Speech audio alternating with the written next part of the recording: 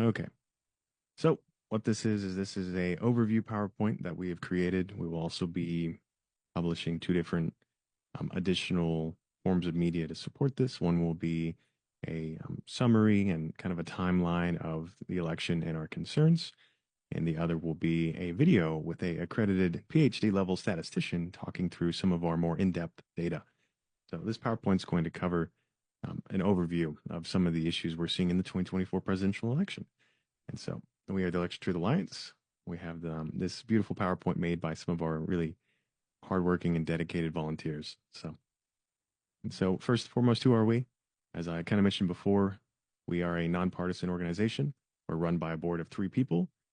The background of our volunteers specifically is we have data analysts, we have statisticians, we have cybersecurity individuals. We also have specifically to the board as well, political science, auditing, and fraud detection skill sets. Um, so we were technically founded in December of 2024. I think we're 20 days old as of today, and we were incorporated in January in Nevada. Our current volunteer, we're actually exceeding 20 volunteers currently, and that number is only going to grow in the next coming days because we've had hundreds of people who wanted to volunteer to help us continue to investigate and take our next steps. So, as a data-driven team, our whole job here is we want to look at the data. We want to make sure that every eligible voter, when they cast their vote, is it counted correctly or their voice is heard.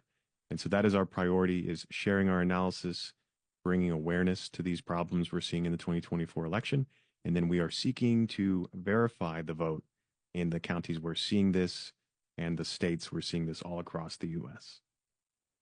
So what we do specifically is our current job now is to analyze the results of the election and represent that data visually and spread it and inform people about any concerns or patterns that we're seeing. Specifically for our analysis after the election and election night, CVR data, which is vote record data, was published by counties. Some counties have not made that available, some have. So for those that have, we were able to download that data from their public websites, their county websites, and begin analyzing it. And so on the right here is an example of one of the locations we have actually published an analysis for, and that's Clark County, Nevada. And what we're seeing here is we're seeing for early voting, the data shows potential manipulation for an algorithmic hack at the tabulation level. So the voting machines or the vote counting machines could have potentially been influenced. And that's what our data is showing there. And so one of the three other things we like to do is, on top of analyzing, we want to communicate this information and spread it, express, the technical concerns, reach out to other notable organizations that have been in the election auditing field. We've been doing that as I've coordinated with two different election integrity groups. And then we want to advocate for change and accountability. So that is the most important thing, is as we progress and continue our investigations and we find more data supporting our concerns of potential manipulation in the 2024 presidential election, well, what is our advocacy? How are we going to handle that? And so that's kind of the next step, is we want to make sure everyone's votes were counted. And if they were not, that is a huge deal. That is a civil rights issue, among many other things. So that is our third and most important step, is advocating for positive change and helping coordinate people so that we make sure that this did not occur and people's voices were not silenced. Now, so what prompted our analysis and kind of created the foundation of this organization? So in the 2024 election alone, we saw over 200 bomb threats on election day, particularly in swing states and counties and in very liberal counties, very Democratic counties. We're also seeing a concern of around 70% of voting equipment could have potentially been compromised between 2020 and 2024. There's been multiple security, multiple duty to warn letters from notable security experts talking about how they question whether our voting systems are being maintained correctly, or if they could have potentially been maliciously accessed. And then, of course, all seven swing states in this last election was won by one party, all outside of the margin of recount. That is a red flag. That is a concern. And so that's some of the things that have really pushed us into diving deep into the data. And the last thing, and we're actually going to show you an example of this, is all 88 counties that transitioned this election from being predominantly one majority to the other. All 88 counties were won by one party. And it's the same with the swing states. So we'll show that. Here's a representation of those bomb threats we talked about. You'll notice some of their positioning is interesting. We see some of the swing states being Arizona, Wisconsin, Michigan, and Georgia as well. So it was interesting that this occurred. It was attributed to Russian email domains, and there wasn't a official investigation from our understanding. This kind of just got hand waved away. They didn't look into this. Over 200 bomb threats, and this is a huge concern for our election security. And our concern here isn't that it occurred or not. It's that where it occurred, many counties and many locations closed down temporarily, and voters were evacuated, and they could have potentially lost their opportunity to vote. And on top of that, it would have disrupted the paper ballot chain of custody, which is very important for investigating if there was manipulation or not. The paper ballots are your ultimate proof of, was this election fair and secure? Then we also have, as we talked about before, concerns about the voting equipment being compromised. There's two major types that are common throughout the US. These maps represent them. On the left here is voting machine brand 1, and on the right is voting machine brand 2. And you'll notice that when combined, they generally overlap a majority of the United States. They are the predominant types. And so if you were to compromise both systems, and both of them have security concerns in their own rights, if you were to compromise them maliciously with a hack, you would have the ability to change the outcome of a presidential election. And so what's very concerning as well is we're seeing this clean sweep of the swing states. This is very interesting. Let's say, for example, the Republican candidate won 30 out of 50 states and all 7 swing states. The last time a candidate won all 7 swing states was 1984. That was Ronald Reagan, and he won 49 out of 50 states. So to win all 7 swing states when only winning around 30% of the states, that is a little bit of a concern, specifically because we see the margin of victory, 49.8% of the popular vote. So it's interesting to see that you would win all 7 swing states and yet still fall underneath the 50% of the popular vote. Statistically, to achieve that is improbable. It would require only winning in very specific places in those swing states, in the most heavily populated counties, and it just doesn't seem natural for that to occur. That's not an organic thing. So that's our concern, is to pull that off would be ridiculous normally. And so what we're looking at here is we're looking at, out of the 88 flipped states, or 88 flipped counties won in 2024 compared to 2020, you see that every single one of these counties that's changing is red to blue, from the Democrat Party to the Republican Party. Not one county in 2024 changed from Republican to Democrat. Not one. That is also statistically improbable. And for an example of this is 100 years ago in 1932, Roosevelt carried 42 out of 48 states at the time. He had a 57% of the vote, and 0 counties flipped. But I think a better representation is in 1984. Ronald Reagan won 49 out of the 50 states we were talking about, right? All 7 swing states. And even then, even with Ronald Reagan winning all 49 of the 50 states, 30 counties flipped blue for Mondale.